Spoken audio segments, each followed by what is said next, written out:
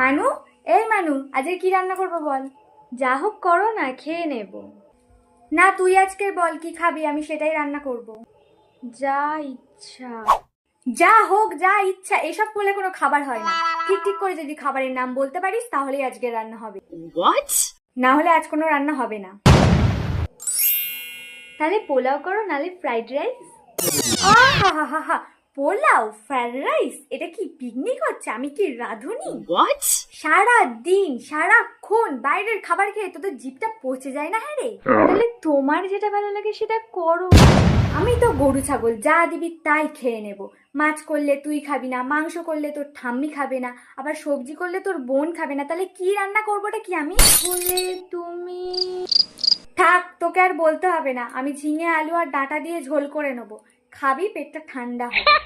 তুমি তো সেই নিজের ইচ্ছা মতো করবে না, তাহলে আমাকে কেন জিজ্ঞাসা করো? আমার যা ইচ্ছে তাই নাই, যেটা খেলে তোদের ভালো হবে, তোদের উপকার হবে, সেটাই রান্না করবো, বুঝলি?